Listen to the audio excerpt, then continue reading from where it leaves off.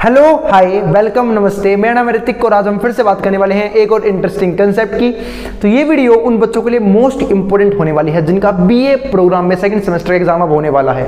Exam बहुत ही करीब है, तो भाई तैयारी ढंग से करते रहना। मैंने एक सीरीज शुरू करी थी स्टैटिस्टिक्स फॉर इकोनॉमिक्स के लिए, जिस सीरीज के ऊपर बहुत सारी वीडियोस बन चुकी हैं, बहुत सारे चैप्टर खत्म भी हो चुके हैं और चैप्टर नंबर 7 भी इस वीडियो में खत्म हो जाएगा। आई बात समझ में? तो चलो फिर शुरुआत करते हैं एक और इंटरेस्टिंग कंसेप्ट के साथ। और भाई पहले बता रहा हूँ, वीडियो को सीरीज में देखना, वरना हो सकता है बहुत कुछ आपको समझ ना आए, फिर आप कमेंट बॉक्स में कमेंट करो भैया जो मैंने पढ़ाया था वो एग्जाम में आया ही नहीं। आई बात समझ में? तो क्योंकि मैं हर एक कंसेप्ट को डीपली टच कर रहा हूँ, ध्यान से पढ़ना। करते हैं फिर इस वीडियो की शुरुआत। और अगर वीडियो पसंद आए तो वीडियो को लाइक करना और चैनल को सब्सक्राइब करना बिल्कुल ना भूले। हाँ, फिर भी कोई क्वेरी कोई डाउट रह जाए तो नीचे कमेंट बॉक्स में कमेंट डाल सकते हैं। देखते हैं यहाँ पे इसमें क्या लिखा हुआ है। देखो, याद होगा पिछली वीडियो हमने सीडीएफ के ऊपर बात कर ली है, कॉम्युलेटिव डिस्ट्रीब्यूशन फंक्शन के ऊपर बात कर चुका हूं मैं। ठीक है, डेंसिटी फंक्शन के ऊपर हम इस वीडियो में नहीं तो अगली वीडियो में बात करने की पूरी कोशिश करेंगे।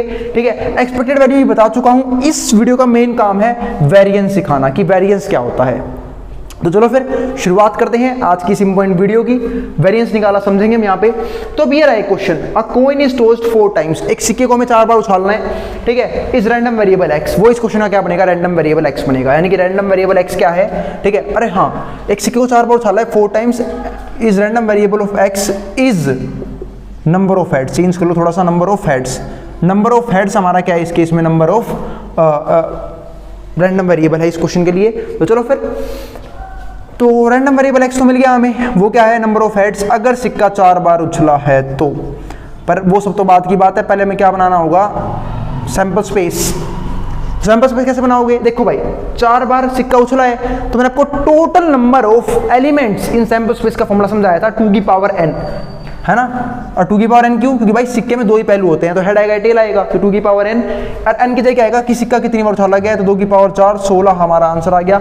सिक्का 16 बार उछला है तो 16 का आधा कर दो। 16 का आधा तो करना आता होगा ना सबको भाई, आप किसी भी नंबर का आधा कर सकते हो, बस 2 से डिवाइड कर देना। तो जैसे मैंने 16 को 2 से डिवाइड किया तो हमारा आंसर 8 आ गया। तो 4 बार लिख लो हेड। 4 बार मैंने क्या लिखा, हेड। 1 2 16 का आधा कितना हो गया, 8। तो पहले 8 बार लिखो हेड, 4 5 6 7 8, और 4 बार लिखो टेल, 1 2 3 4 5 6 7 8। फिर लिखो 8 का भी आधा कर दो, अब 4, तो अब लिखो 4 बार हेड सिर्फ। तो 4 बार हेड मतलब आधा करते रहो, 4 बार हेड, फिर 4 बार टेल, फिर 4 बार हेड, और फिर 4 बार टेल, और फिर अब 4 का भी आधा कर दो, 2 बार हेड, फिर 2 बार टेल, 2 बार हेड, 2 बार टेल, 2 बार हेड। और ये उम्मीद है मैंने अपने बचपन में जरूर सीखा होगा। ठीक है, और फिर 2 का भी आधा कर दो, 1 बार हेड 1 बार टेल, बस। तो head tail head tail head tail head tail head tail head tail head tail head और टेल। ये बन गया हमारे पास total number of sample space अगर सिक्का 4 बार उछलता है तो। आई बात समझ में? तो यहाँ के total number of sample spaces कितने, 16 एलिमेंट आ गए इसके अंदर। अब हम देख रहे हैं नंबर ऑफ हेड। तो नंबर ऑफ हेड देखो क्या हो सकता है, नंबर ऑफ हेड हो सकता है 0 हो जाए कि एक बार भी हेड आई ना। अब एक बार भी हेड ना, इसका मतलब क्या है कि भाई सिक्का तो उछला है, यानी कि 4 बार टेल आया होगा फिर, यानी कि ये वाला केस जब बना होगा। तो लगे आते इसकी प्रोबेबिलिटी डिस्ट्रीब्यूशन भी कर देते हैं, वो हम कर देंगे यहाँ पे px। ठीक है, px अब यहाँ पे कर देंगे हम, तो हमारे पास क्या आ जाएगा यहाँ पे 1/16। अब हो सकता है हेड सिर्फ एक ही बार आया हो, है ना। अब हेड देखो एक बार कितनी जगह आ रहा है, हेड सिर्फ एक बार आया हो, हेड एक बार, एक केस। इसके अलावा इस सीरीज में कोई भी केस ऐसा नहीं है जहाँ पे हेड एक बार आया हो। इसके अलावा एक केस के अलावा यहाँ पे हमारे पास दूसरा केस और ये तीसरा केस और ये चौथा केस, 4 केस हैं ऐसे जहाँ पे हेड एक बार आया है। तो 4/16 इस बात की प्रोबेबिलिटी हो गई। ये मैं कर रहा हूँ प्रोबेबिलिटी डिस्ट्रीब्यूशन। ठीक है, अब हो सकता है हेड 2 बार आया हो, तो क्वेश्चन चेंज कर दिया मैंने आपको ताकि मैं वेरिएंस सिखा सकूं। तो 2 बार हेड आया है, इस बात की प्रोबेबिलिटी क्या है, तो 2 बार हेड की देखिए कितनी जगह आया है। 2 बार हेड, एक बार तो यहाँ पे आया है 1 बार, और फिर एक यहाँ पे आया है 2 बार, फिर एक यहाँ पे आया है 3 बार, फिर एक यहाँ पे आया है 4 बार, और कहीं पे आया है क्या, ओहो यहाँ भी आया है 5 बार। 5 बार, बस ध्यान से देख लेना कहीं भी कोई चीज़ रह ना जाए। ठीक है, तो ये हमें मिल गई सारे जहाँ पे 2 बार हेड हैं। ये रहा एक बार, दो एक बार, और ये रहा, इसके अलावा कोई केस नहीं है, ठीक है। मतलब ये हमारे वो केस आ गए जहाँ पे क्या है, 2 बार हेड है, 1 2 3 4 5 केस हैं ऐसे, तो 5/16, ठीक है। और तीसरा हेड 3 बार आया हो, तो हेड 3 बार देते वक्त कितने केस आएंगे, ठीक है। तो हेड 3 बार आया है, उसके लिए एक केस ये रहा, 1 2 2 और फिर 3 हो गए, 3 3 3 3 3 3 4, हेड 3 बार आया है, 4। इसके अलावा और कोई केस यहाँ पे मौजूद नहीं दिख रहा है मुझे, 4, यानी कि 4 केस बनेंगे यहाँ पे। कितना आ गया, 4/16, 4/16, और हेड आया वो 4 बार, उसका सिर्फ मात्र एक केस है, और वो कितना है, 1/16। हेड 4 बार आया, सिर्फ उसका एक केस है, ये रहा, ये वाला। अब एक बात ध्यान से समझना, शायद यहाँ पे एक केस मिस हो चुका, देखते हैं पहले एक बार। यहाँ पे 6 आएगा, 6 बार आया है, हेड 2 बार 6 केसेस में आया। एक बार दोबारा काउंट कर लेते हैं, हेड 2 बार देखते हैं कहाँ कहाँ पे आया हुआ है। एक तो ये रहा पहला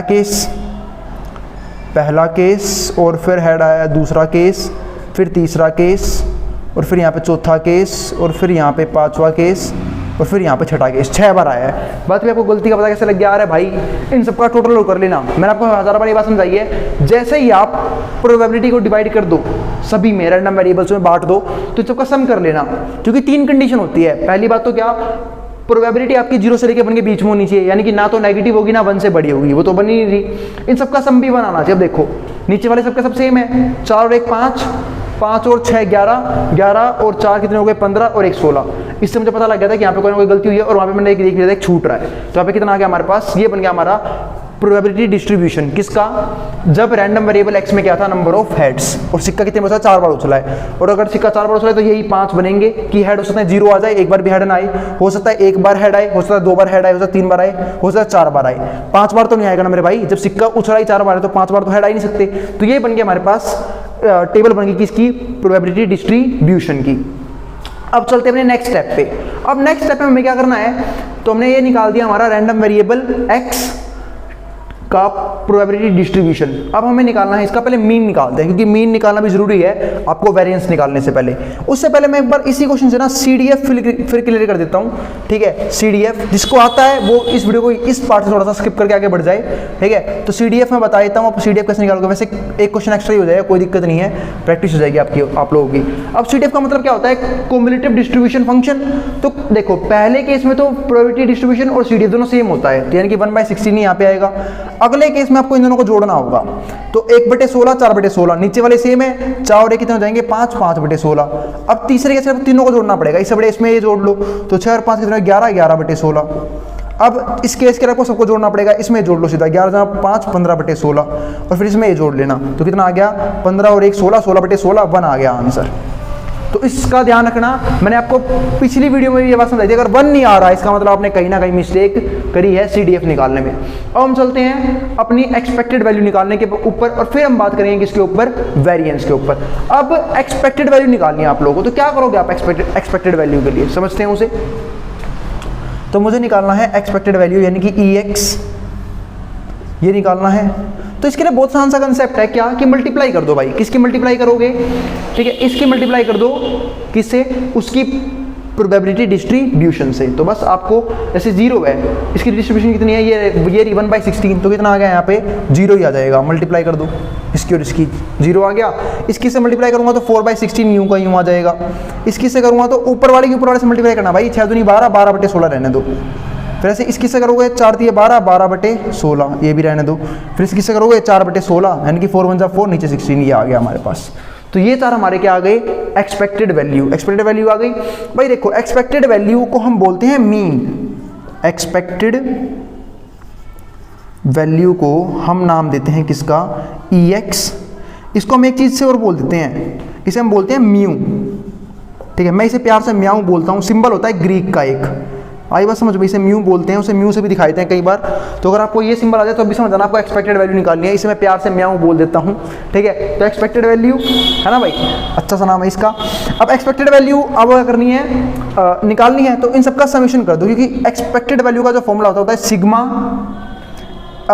PX, मतलब प्रोबेबिलिटी ऑफ X मल्टीप्लाई में X, ठीक है। मतलब इन दोनों की मल्टीप्लाई करो, उसका सम कर दो। तो मल्टीप्लाई कर रखी है मैंने, ये आ गया, ठीक है। तो ये हमें निकालना था। और ये क्या है हमारे पास, x मल्टीप्लाई में px, ये आ गया। अब इन सब का सम कर दो यहाँ पे नीचे, तो सम कर रहा हूँ लगे हाथ, ये तो 0 है, कोई दिक्कत नहीं है यहाँ। तो अब इन सब का सम करना है मुझे, तो 4/16 12/16 कितना हो गया, तो 4/16 नीचे कितना है 12/16, तो हो जाएगा 16/16। 16 यहीं जोड़ देता हूँ यार, 0 प्लस में 4/16 प्लस में 12/16 प्लस में 12/16 दोबारा और प्लस में 4/16। जब ऐड करवाने वाले सेम है, तो 12 और 4 कितने हो गए हमारे पास, 12 और 4 हो गए, ठीक है 16, 16 और 12 कितने हो गए, 16 और 4 20, 20 और 12 हो गए हमारे 32। तो 32/16 इससे काट दूंगा 2 आ गया। ये हमारे पास क्या आ गया, ठीक है, मीन यानी कि एक्सपेक्टेड वैल्यू, कुछ ही बोल सकते हो, मीन बोल लो, एक्सपेक्टेड वैल्यू बोल लो, ठीक है, म्याऊ बोल लो, कोई फर्क नहीं पड़ता। ये हमारा आंसर आ चुका उसका।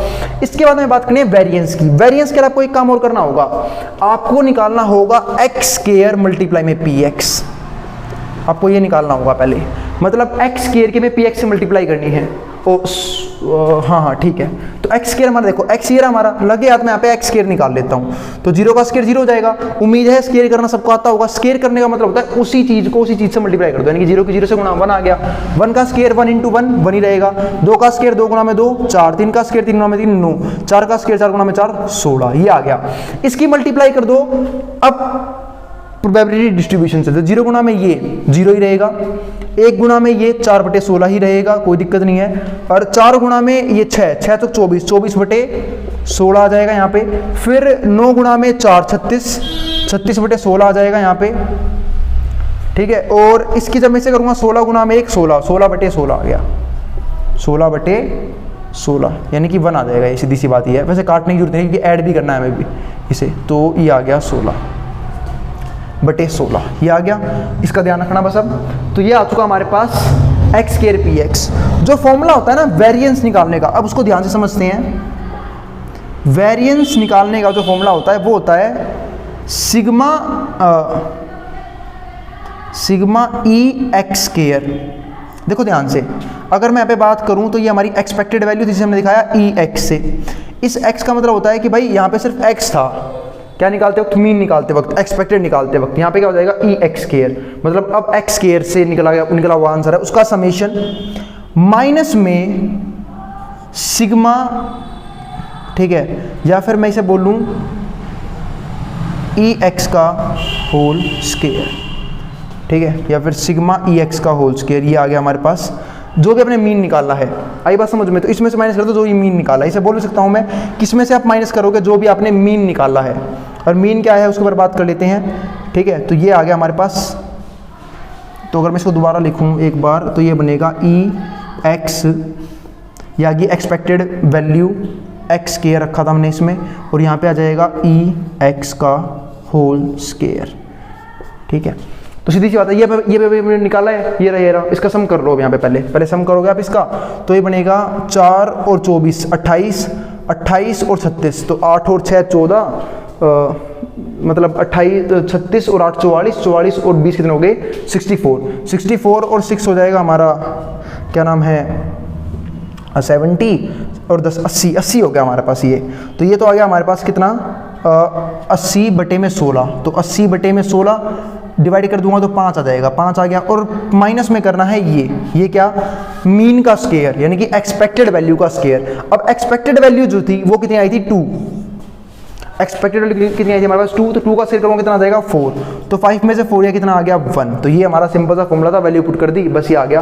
तो ध्यान रखना पहले आपको ये निकालना होगा, एक्स स्क्वायर निकालोगे, आई बात समझो, फिर आप इसकी मल्टीप्लाई करोगे किससे, पी एक्स से, जैसे मल्टीप्लाई कर दी वो आ गया, उन सबका सम, ठीक है, उसमें से माइनस करोगे आप मीन यानी कि एक्सपेक्टेड वैल्यू जो आई थी उसके स्क्वायर को, तो ये आ गया हमारे पास 1 आंसर आ गया। ये हमारे पास आ गया वेरिएंस।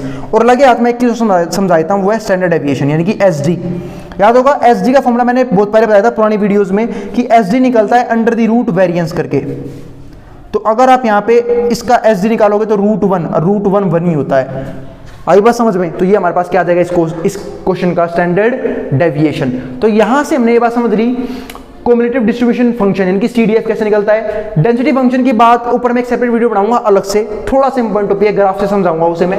एक्सपेक्टेड वैल्यू भी खत्म हो चुका है, वेरिएंस भी खत्म हो चुका है और स्टैंडर्ड डेविएशन भी खत्म हो चुका है। इसी के साथ लेसन नंबर 7 भी क्या हो चुका है, खत्म हो चुका है, मात्र एक कंसेप्ट डेंसिटी फंक्शन को छोड़ के। ठीक है, ये कंसेप्ट चैप्टर में 6 में भी था, इसके ऊपर मैं एक सेपरेट वीडियो बनाऊंगा। आई बात समझ में? अब जिसको जो उतारना है वो उतार सकता है, मैं बोर्ड के सामने से। ठीक है, और मिलते हैं फिर अगली क्लास में।